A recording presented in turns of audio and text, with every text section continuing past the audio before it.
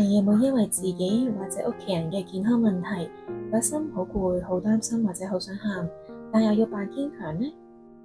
好多人以為自己痛苦係因為件事好嚴重，但其實真正困住我哋嘅，往往唔係件事嘅本身啊，而係我哋點樣面對自己嘅情緒。如果情緒處理得唔好，可以拖垮你嘅，但係如果你善用情緒，佢其實可以幫你打造一個更成熟、更進步嘅自己嘅。今日同大家分享3個部分，渴望俾多價值大家。第一，生命嘅真相唔係圓滿啊，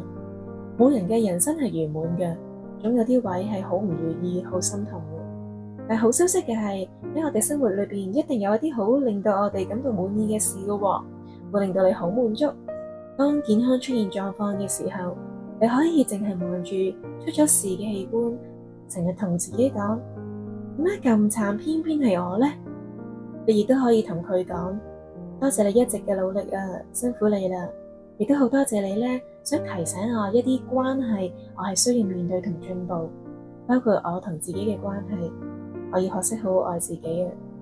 你仲可以揀望一望身體其他仲健康嘅部分，同自己講一句，好感恩啊，我仲有好多健康嘅部分啊。面對病緊嘅屋企人都係一樣嘅，你可以成日淨係好擔心咁諗，佢會唔會捱唔到呢？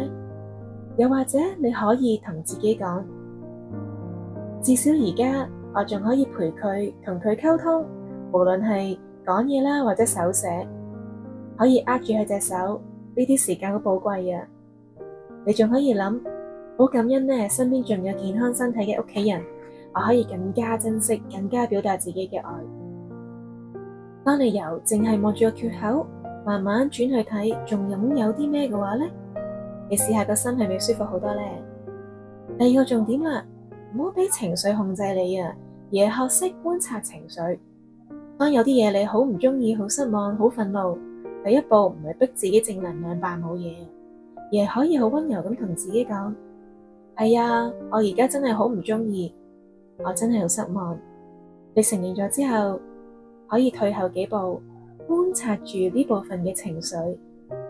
知道佢喺度，但係唔需要同佢衝㗎。覺得好失望，但係唔需要為咗自己咁失望而嫌棄自己㗎。情緒咧，好似一陣風咁，嚟嘅時候咪俾佢吹過咯，但係你唔需要俾佢吹走㗎嘛。你仍然有選擇嘅權利，決定下一步點樣行㗎噃。第3個重點，悲傷可以有，但係記得幫自己 set 個期限啊。當你真係好心痛，好掛住一個人，嗰份悲傷其實就係你愛佢好深嘅證明。所以咧，係唔需要扮冇嘢㗎，想喊咪喊咯，想難過就難過啦，俾自己有空間去痛，但同一時間都可以好溫柔咁為自己定一個界線。好，呢段時間咧，我就容許自己好唔開心，但係過咗呢段時間，我會慢慢搵返個節奏，因為世界上仲有其他我好愛亦都好愛我嘅人要等我照顧，包括我自己啊，我自己都要好好照顧自己。同大家講少少初心老師近期嘅事啊，最近咧都差唔多成個月冇同大家做呢個錄音分享啦，係因為咧初心爸爸入咗急症室，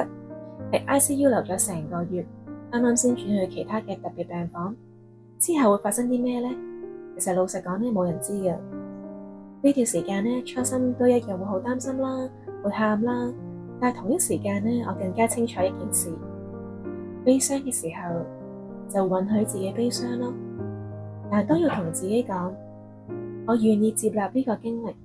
因為仲有其他屋企人需要我，值得我好好珍惜，仲有我自己都值得好好咁照顧。如果你而家都係一個好辛苦嘅位置咧，想同你講，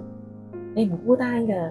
你嘅情緒咧唔代表你軟弱啊，反而代表你真心有愛。希望今日呢個分享咧，俾多少少勇氣你。下一次咧，當情緒再嚟嘅時候，你會記得，你唔係俾情緒拖住走嘅受害者，你係有能力慢慢揀，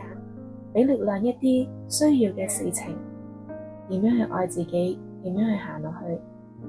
祝福大家。